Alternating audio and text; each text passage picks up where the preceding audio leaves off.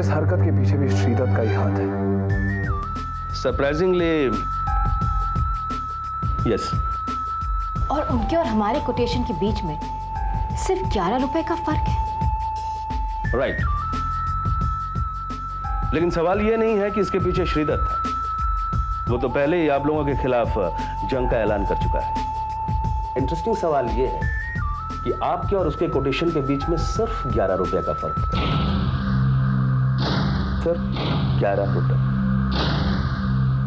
तो आपका मतलब? यस मिस्टर कबीर, ये 11 रुपए का फर्क इत्तेफाक नहीं हो सकता। जाहिर है कि उसके पास टेंडर की फाइल पहले ही पहुंच चुकी थी और वो जानबूझकर हर आइटम में 11 रुपए का फर्क रख रहा है, जानबूझकर। इसलिए जो जाहिर नहीं है वो ये है कि उस तक कोटेशन की फाइल किसने पहुंचाई। लेकिन मिस्टर राणे, जब से आपने हमें वार्न किया है तब से हम हमारी कंपनी की कोई भी कॉन्फिडेंशियल इंफॉर्मेशन हमारे एम्प्लॉयज तक नहीं पहुंचने देते। एग्जैक्टली। और तो और इस कोटेशन के बारे में तो कोई भी नहीं जानता था। उनके लीक होने का तो सवाल ही पैदा नहीं होता। सवाल तो उठ चुका है संजना जी, क्योंकि कोटेशन लीक हो चुका है। इसीलिए ये सोचना छोड़कर आप ये सोचिए कि अगर इंफॉर्मेशन लीक हुई है तो इसके पीछे किसका हाथ हो सकता है। सोचिए संजना, जरा अपने दिमाग पे जोर डालने की कोशिश कीजिए, क्योंकि अभी अभी आपने कहा कि आप दोनों और मिस्टर और मिसेस विशाल के अलावा कोटेशन किसी ने नहीं देखा था, जबकि जाहिर है कि किसी और ने देखा था। वो पांचवा कौन है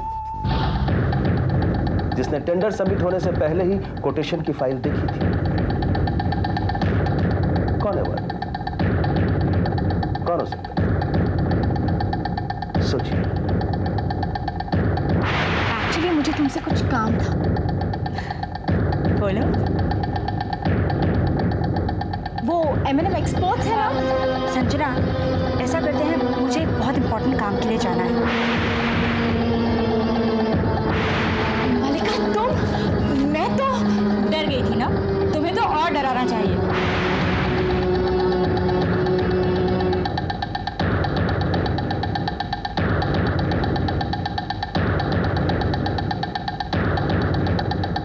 वो ऑर्डर के मुझे कोटेशन सबमिट करने थे ना, उसी के बारे में मैं तुम्हारे साथ डिस्कशन करना चाहती थी। लेकिन मलिका, इस ऑर्डर के लिए तुमने भी तो टेंडर नहीं भरा है ना?